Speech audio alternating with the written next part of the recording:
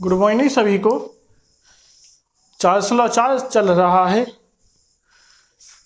जिसमें कल पहला और दूसरा क्वेश्चन हो गया था।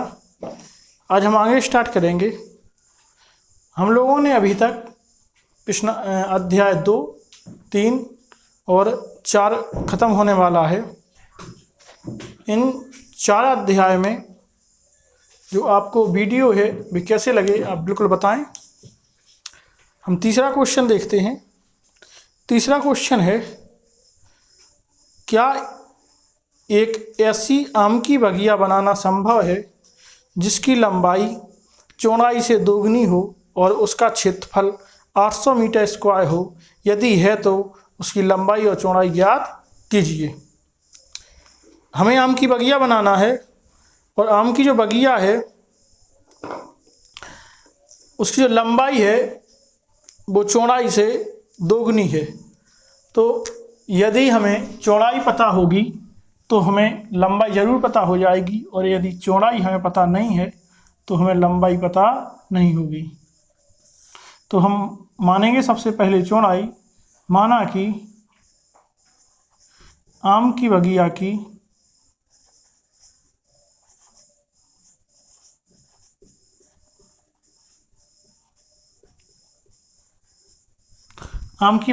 चौड़ाई x है, तो लंबाई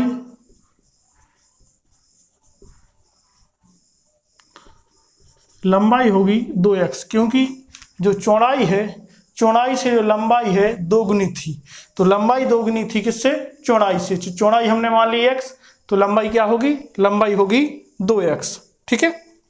आगे कहा है कि इसका क्षेत्रफल जो है वो 800 मीटर स्क्वायर है। तो जो आयत होता है उसका क्षेत्रफल होता है लंबाई गुणे चौड़ाई। तो क्षेत्रफल बराबर 800। क्षेत्रफल होता है लंबाई गुणा चौड़ाई, जो लंबाई है 2x और चौड़ाई है x बराबर 800। यहाँ पे हो जाएगा 2x का गुणा x में करेंगे तो 2x स्क्वायर बराबर 800। यदि x स्क्वायर बराबर निकालेंगे तो 800 बटा 2 से ये कट जाएगा, बचेगा 400। तो x स्क्वायर बराबर होगा 400। यदि हम x बराबर निकालेंगे तो अंडर रूट में पहुंच जाएगा 400, और जो 400 है इसका जो वर्गमूल होता है, 400 का वर्गमूल जो होगा वो होगा 20। तो x बराबर आएगा ±20 आया। इसमें एक बार हम प्लस धन का चिन्ह लेंगे और एक बार ऋण का चिन्ह लेंगे। तो एक x बराबर होगा आपका 20 और दूसरा x बराबर होगा आपका -20। तो x के दो मान यहाँ पे निकल आए हैं, एक x 20 और दूसरा x -20। यहाँ पे जो माइनस का मान है उसको अमान्य कह दिया जाएगा और जो प्लस का मान है वो माना जाएगा। तो चौड़ाई अगर बराबर होगी 20, तो लंबाई क्या होगी? लंबाई हमारी है 2x, लंबाई बराबर है 2x, तो 2 गुणा x का मान 20, तो ये 40। तो जो लंबाई हमें मिल गई है 20 और चौड़ाई मिल गई है 40। तो लंबाई चौड़ाई जो आम की बगिया है इसकी प्राप्त हो गई है। यही हमें प्राप्त करना था। तो हमारा जो तीसरा क्वेश्चन है वो तीसरा क्वेश्चन हमारा खत्म हो गया है। तो आगे देखते हैं चौथा क्वेश्चन। आप लोग सबसे पहले ये नोट कर लें या इसका स्क्रीनशॉट ले लें।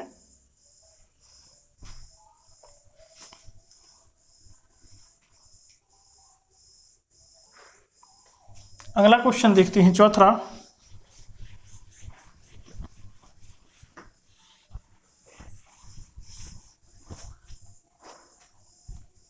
चौथा क्वेश्चन है,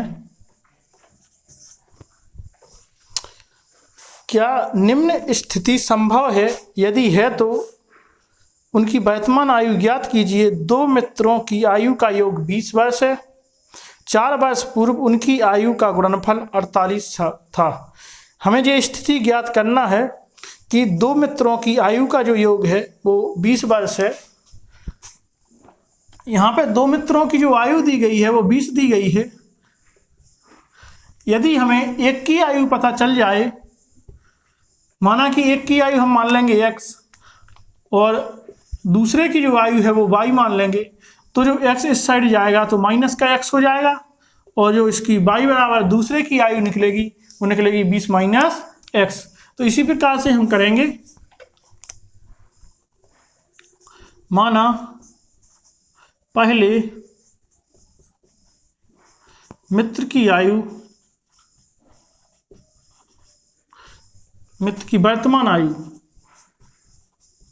वर्तमान आयु x वर्ष है। जो पहला मित्र है उसकी जो वर्तमान आयु है वो x वर्ष है, तथा दूसरे मित्र की वर्तमान आयु होगी 20 माइनस x, क्योंकि पहले की जो आयु x थी और दोनों की आयु का योग 20 था, तो दूसरे की जो आयु ज्ञात करनी पड़ेगी, तो इसके लिए हमें करना होगा 20 माइनस x। ठीक है।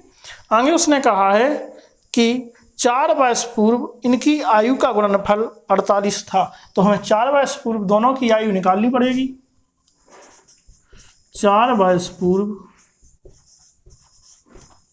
पहले मित्र की आयु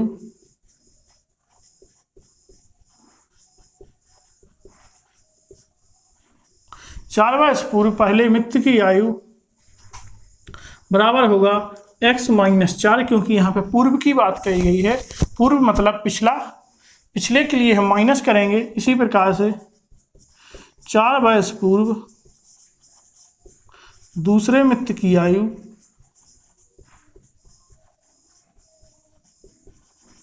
बराबर होगा, पहले 20 माइनस x है ही, और इसमें हम माइनस कर देंगे 4, तो यहाँ पे 20 में से 4 जाएगा 16 बचेगा, 16 माइनस x। तो दूसरे मित्र की जो आयु होगी वो 16 माइनस x हो जाएगी। अब प्रश्नानुसार देखेंगे।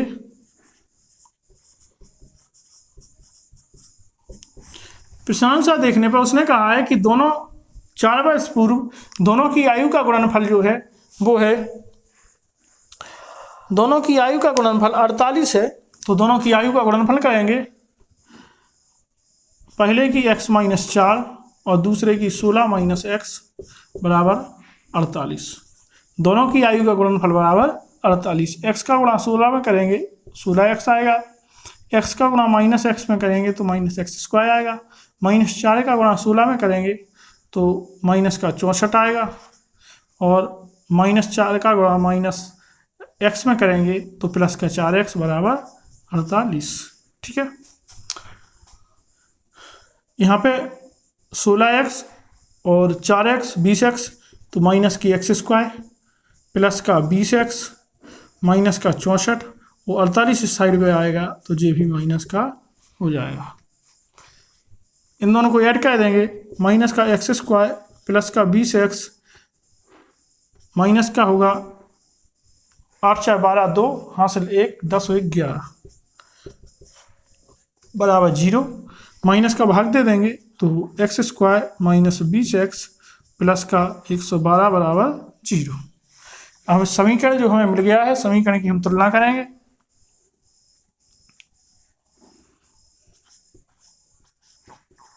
तुलना ax square plus bx plus c बराबर 0 से करने पर तुलना करेंगे। तुलना करने पे हम देख रहे हैं कि हमारे जो समीकरण है और जिससे तुलना हो रही है दोनों सेम है, अतः यहाँ पे हम मान लेंगे e बराबर जो मान होगा वो होगा 1, और b बराबर जो मान होगा वो -20, और c बराबर मान होगा 112। तीनों के मान मिल गए हैं हमें। अब हम यहाँ पे जो विविधकर है उससे ये सॉल्व कर लेंगे। विविधकर से सॉल्व करने पर हम देखेंगे कि इसके मूल्य वास्तविक हैं या अवास्तविक। तो विविधकर से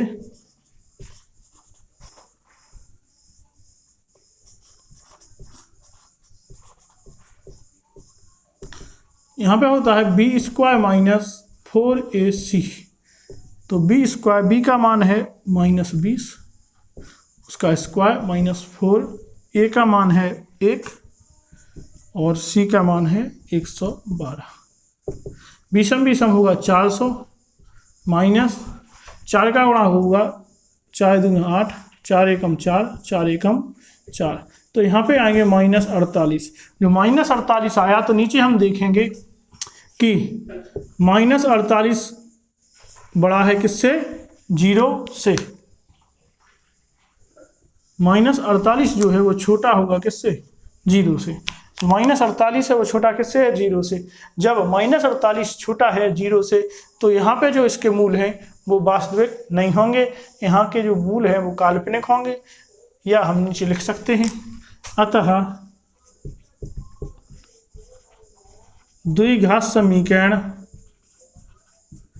के मूल कैसे हैं? वास्तविक नहीं है, अवास्तविक या वास्तविक नहीं है।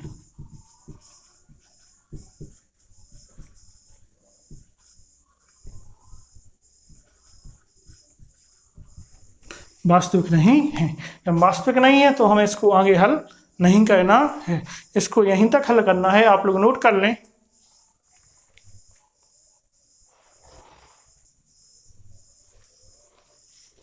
आप लोग इसको नोट करें, नोट कर लिया होगा।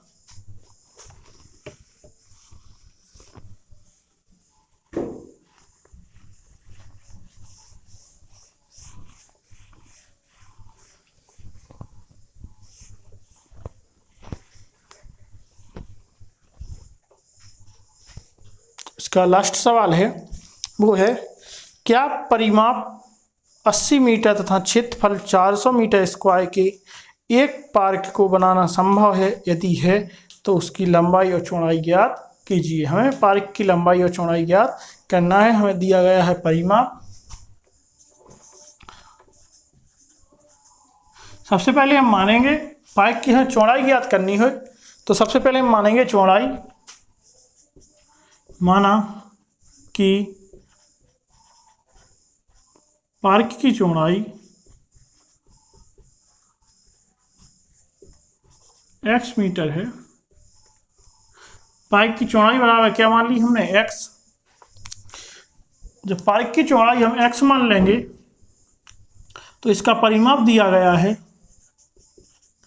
परिमाप बराबर दिया गया है 80। परिमाप कितना दिया गया है? 80। तो आयत का जो परिमाप होता है वो 2 लंबाई प्लस चौड़ाई बराबर 80। यहाँ पे 2 लंबाई है पता नहीं है, प्लस चौड़ाई जो है वो x है बराबर 80। जो नीचे जाएगा तो लंबाई प्लस चौड़ाई बराबर 80/2 मतलब 40। तो लंबाई प्लस चौड़ाई बराबर 40। यदि हम x को इस साइड ले जाएंगे तो लंबाई बराबर होगा 40 माइनस x।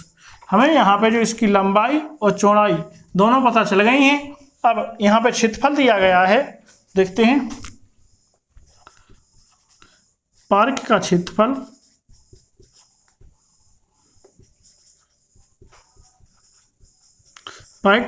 बराबर है 400। यहाँ पे 400 ही है, हाँ 400। तो जो आयत है उसका क्षेत्रफल होता है लंबाई गुणा चौड़ाई, लंबाई गुणा चौड़ाई बराबर 400। x का बड़ा 40 में करेंगे तो आएगा 40x माइनस x का x में करेंगे x स्क्वायर बराबर 400। इसको इस साइड लाएंगे तो माइनस का x स्क्वायर प्लस का 40x और माइनस का 400 बराबर 0। माइनस का भाग दे देंगे तो होगा x square minus 40x plus का 400 बराबर 0। हमारा जो समीकरण है, समीकरण निकल आया है x square minus 40x plus 400 बराबर 0। अब इसको हम देखते हैं कैसे। इसकी सबसे पहले तुलना करते हैं। तुलना ax square plus bx plus c बराबर 0 से करने पर तुलना करते हैं। तुलना करने पर देखते हैं जो समीकरण है बिल्कुल सही है। तो इसमें ए बी सी के मान मानते हैं। ए बराबर यहाँ पे मान होगा 1 और बी बराबर जो मान होगा वो -40 और सी बराबर मान होगा 400। ABC तीनों के मान हमें ज्ञात हो गए हैं। हम विविक्त कैसे देखते हैं। b² माइनस 4AC, b² मतलब -40 का स्क्वायर -4 गुणा 1 गुणा c का मान 400।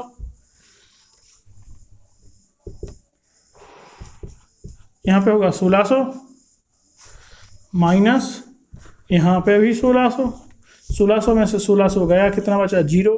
तो 0 बराबर कितना आएगा 0। जब बराबर हों इसके मूल जो है वास्तविक और बराबर हों तो मूल बराबर होते हैं। तो हमने पहले सवाल में पढ़ा था अपना जो इसका जो फॉर्मूला मानेंगे हम x बराबर -b/2a हम लिखेंगे समीकरण के मूल वास्तविक हैं, वास्तविक तथा बराबर हैं, वास्तविक तथा बराबर हैं। जब इसके मूल वास्तविक बराबर होते हैं तो x बराबर होता है -b/2a और